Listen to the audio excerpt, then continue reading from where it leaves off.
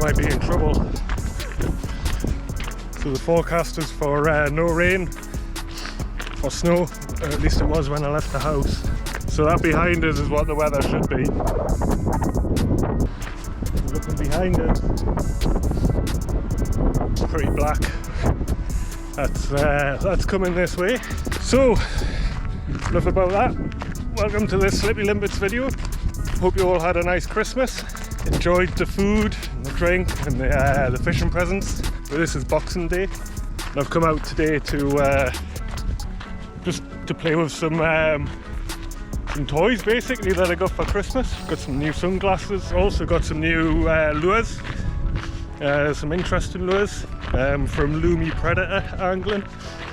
I'll show you once we get down to the mark, but I'm quite interested in giving those a chuck.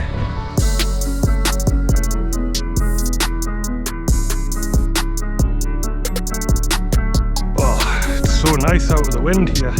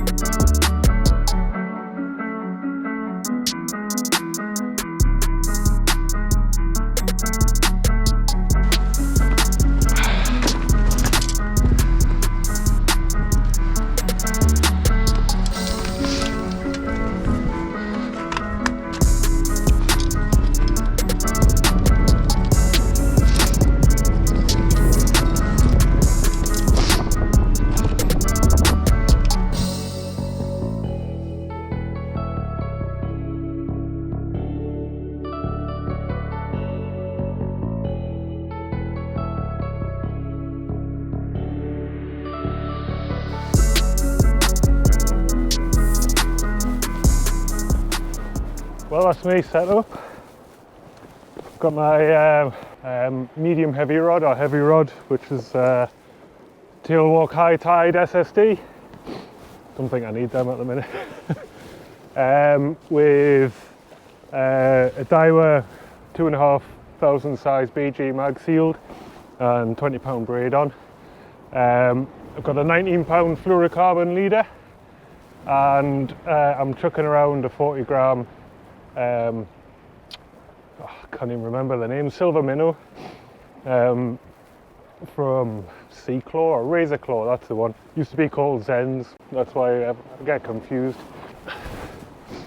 Oh, it's dead weird chucking this up about been beach fishing for so long. So I'm just going to cover some water really and see if we can hook into a codlin. Bycatch will be a coolie, no doubt, but it's Boxing Day. It's nice to get out and throw some lures around. Been on the beach fishing in the dark for so long that being out on the seaside in the daylight is quite pleasant, even though it is only 3 degrees. Going to start covering water, covering the usual suspects of structure that I know are around here, and yeah, see how it goes.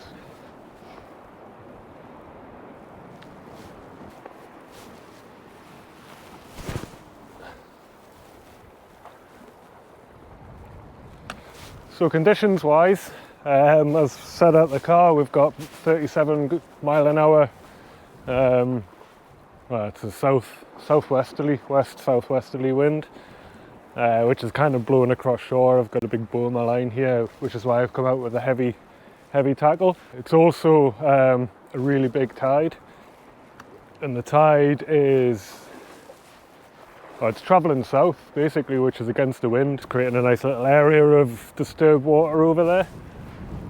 But it's causing a little bit of an issue with my lure because it wants to go that way and the wind's blowing the line that way, so it's swinging in back towards the shore. And even with 40 grams, I'm actually struggling to feel when I've hit bottom.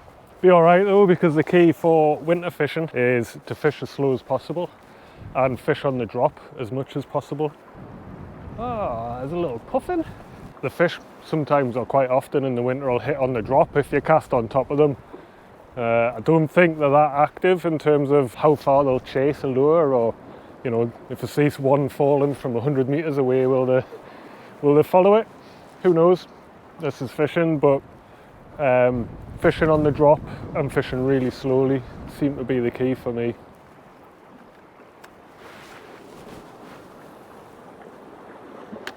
Bit of a sneaky cast into there.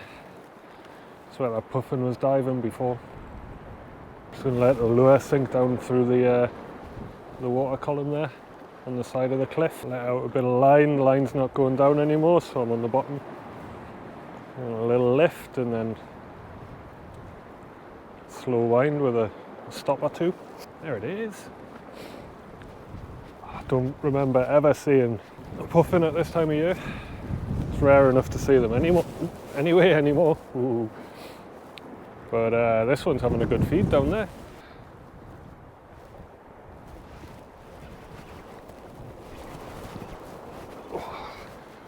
Oh, a rush of blood to the head there. Lifted into that. Oh, and I was snagged. I thought because there was, I don't know whether I want an old trace or a piece of something was giving way, there was stretching, so it felt like I was actually winding in. And yeah, I was like, oh, this is a good fish.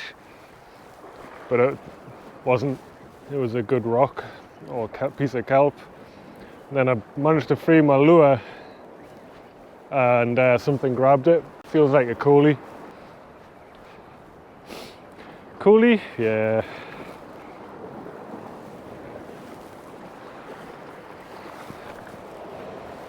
There we go.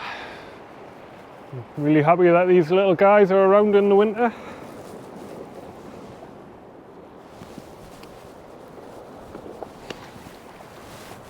Makes up for when there's no bigger fish around. Ooh. And they fight quite well as well. Yes, first fish. Woo. Don't know if you can see, but there's a seal out there. Oh, there's just dived under. It's cruising the outer edge of a reef that sits between me and him, basically. So he's right on the edge of the outside, then there's a reasonable reef, and then it stops maybe 30 yards from the shore and leaves a gully right to where I'm fishing here. And what I'm doing, I'm peppering all sides of that reef because there's deep holes on each side, and obviously a wall or some sort of structure because they're on the edge. That's on the outside of the reef. And because the tide's moving from left to right, then the fish are probably going to be either at either side of that reef. On this side, the right hand side of the reef, as I look, and there's a really deep gully which follows this cave, which comes from this cave and goes all the way out. And then this side of the reef, don't know if you can see, but the swell picks up. That's a shallower area of water there. So if there's nothing on either side, I'm going to try casting straight over the reef and bringing it up and over. It's a bit risky in terms of tackle loss, but it means I can fish this gully in between here and the rock fit, and you never know, something could be quite close to shore, sitting out of this big strong current run, strong tidal run. I also know there's a massive deep hole in front of the second cave, probably about 100 meters offshore, because I've seen it on Navionics, and every time the wind stops, like the strong winds die down, I'm trying to get a cast into that hole. It's right at the edge of the cast, like, and making it in all honesty, but it's a really good point to aim for, apart from if you get it wrong. Oh, that was a good one. There's a load of structure in between me and there, so it's just adding, I mean, structure's obviously good, but if I hook a fish on the other side, then it makes it really tricky to get it up and over, because cod and pollock just want to dive.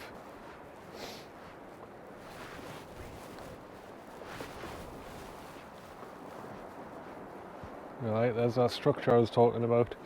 Feels like I'm up and over it now, so I'm just going to let my lure sink down this near side.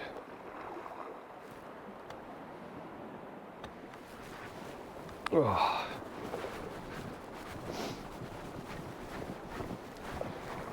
maybe not fully over the structure.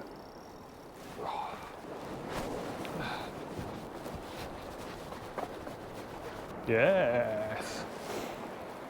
So I just need a new lure after that. Excellent.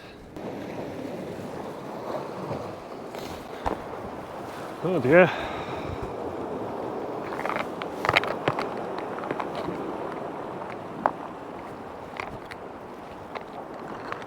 Yeah, there's a 40 grammer with a single on. Nice. The water's actually coming up behind this little mark that I'm fishing on, so my time on here is pretty limited before I have to move back, and kind of lose casting at all this water behind us. So I'm going to fish close in now with I think that's a 15 gram or a 20 gram search head. Fish black minnow with a nice bright pink tail on it.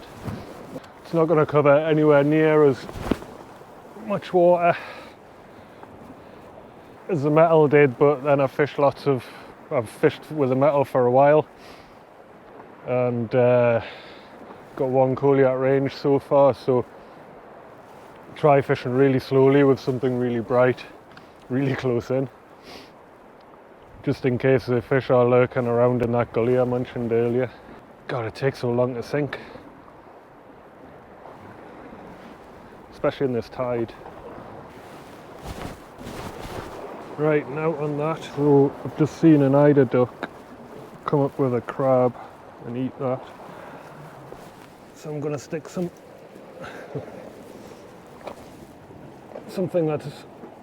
going to stick a lure on that is planted on the deck using a 30 gram cheb, bottom weight. This is where the lure clip comes in.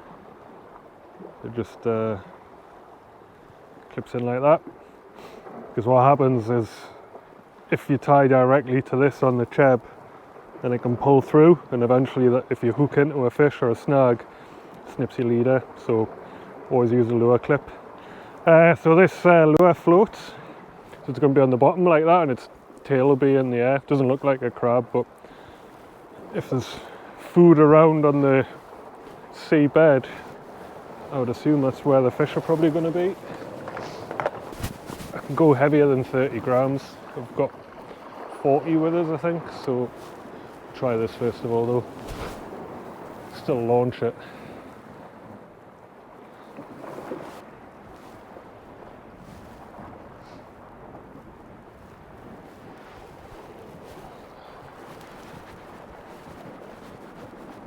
Come on, out you come.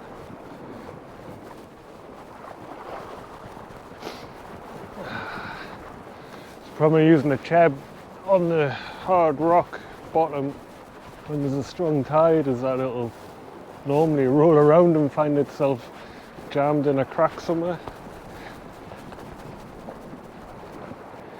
Yeah, so I keep my leader again.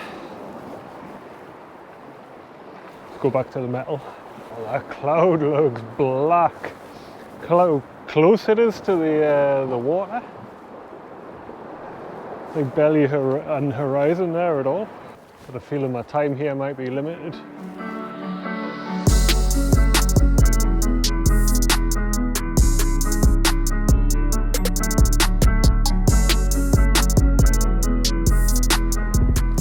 The tide's really slowed down now. It's making fishing quite easy. Now I can feel actually when my lure's hitting the seabed, which is handy. But I know we always talk about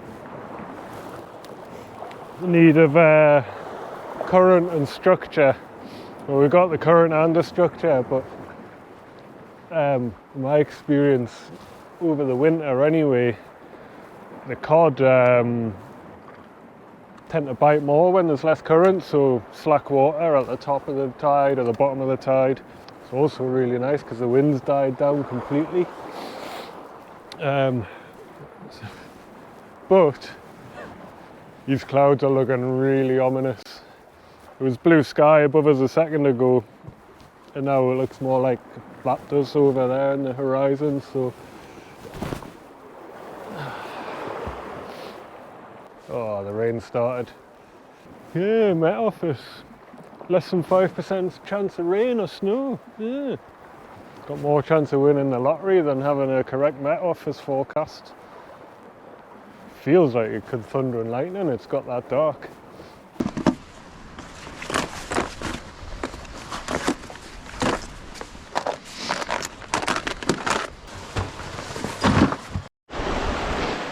Well, that's a camera and everything packed away. Still don't have a waterproof, but oh, that went for miles. I'm hoping this cloud just blows over quickly, and I'm hoping it doesn't turn into that.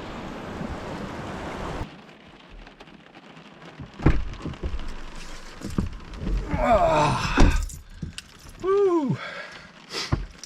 Just made it. God. Just I got caught by the tail end of that rain. I'm glad I didn't try to stick it out. I would have been absolutely soaking. But unfortunately, it didn't get here early enough. From now on, the cod fishing seems, for me, it seems to die off a little, and I'll start concentrating more on lure fishing, as long as the weather's good enough for that. Obviously you need some calm seas and clear water, well, clearish water for it. The weather doesn't provide that, then maybe some fly fishing and probably some more cod fishing if we get a good northerly or so. Basically I'm just going to mix it up until there might even be some pike and perch fishing in that. Until sort of the spring season really, and then lures start, you know, we can go bass fishing, pollock, cod, bass, bass. So yeah, like I said earlier, I really hope you enjoyed the video. On the next video, if we're lure fishing, I'll show those lures that I was talking about, the Lumi Predator Angler Shika, I think it's called, and it's quite an interesting lure. It's like a mixture of a plug and a weedless soft plastic. So really looking forward to using those. Should have chucked it on today really, but they were only 15 grams, so I thought the wind was a bit too much. But I think I've said this twice already in this outro. Hope you enjoyed the video. Thank you very much for all your support over this year as well, and for everyone who's joined the channel and everyone who's been part of the channel for the umpteen years that I've been doing this.